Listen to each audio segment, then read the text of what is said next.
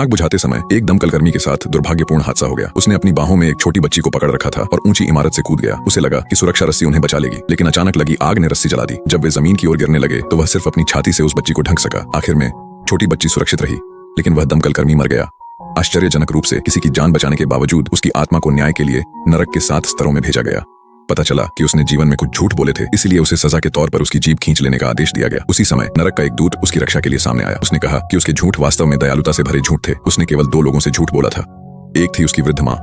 अपनी चिट्ठियों में वह हमेशा उन्हें बताता था कि वह ठीक है और यहाँ तक कहता था कि उसने शादी कर ली है और उसके बच्चे हैं। दूसरी थी उसके मृत साथी की बेटी। वह उसे चिट्ठियां लिखता रहता था, यह दिखाने के लिए कि उसके पिता अब भी जिंदा हैं। सच जानने के बाद राजा के पास उसे निर्दोष घोषित करने के अलावा कोई विकल्प नहीं था। इसके बाद उसने अन्याय और विश्वासघात की परीक्षाओं को बिना किसी परेशानी के पार कर लिया, क्योंकि उसने ये पाप कभी किए ही नहीं थे। हालांकि जब वह हिंसा के नरक में पहुंचा, कुछ अप्रत्याशित हुआ। 5 साल पहले उसने अपने छोटे भाई को मारा था और उसका भाई उसे कभी माफ नहीं कर सका था। जब यह अपराध साबित हो गया और समय कम था, दूत ने एक संयुक्त सजा का अनुरोध किया। इसका मतलब था कि अगर शेष नरकों में उसे दोषी पाया गया तो उसे 2 गुनी सजा भुगतनी पड़ती, और जो 3 दूत उसकी मदद कर रहे थे वे पुनर्जन्म का अवसर खो देते। फिर वह नरक के अंतिम स्तर में पहुंचा। यह स्तर उन लोगों को दंडित करता था जिन्होंने अपने परिवार को नुकसान पहुंचाया था।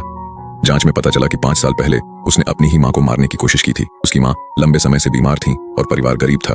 अपराध साबित हो चुका था और जैसे ही सजा दी जाने वाली थी, एक स्वप्न ने पूरी सच्चाई उजागर की। उस रात उसकी मां सोई नहीं थी। वे अपने बेटे पर बोझ नहीं बनना चाहती थी, इसलिए उन्होंने स्वेच्छा से अपनी जान देनी चाहिए, लेकिन अंत में वह व्यक्ति यह कर नहीं सका। इसके बाद उसने और भी अधिक मेहनत की ताकि अपनी मां का पालन पोषण कर सके, लेकिन फिर और दुखद घटनाएं घटी। उसका छोटा भाई एक लेफ्टिनेंट द्वारा झूठा आरोपित कर मार दिया गया। उसकी मां ने दोनों बेटों को खो दिया और बाद में छोटे बेटे की सच्चाई जान ली। उन्होंने सबूत जुटाए और सेना के शिविर की ओर भागी, लेकिन लेफ्टिनेंट ने उन्हें बेहोश कर दिया।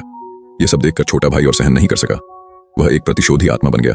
सौभाग्य से दूतों की मदद से वह आदमी अपने भाई की आत्मा को शांत कर सका और उसे अपनी मां के सपने में भेज सका।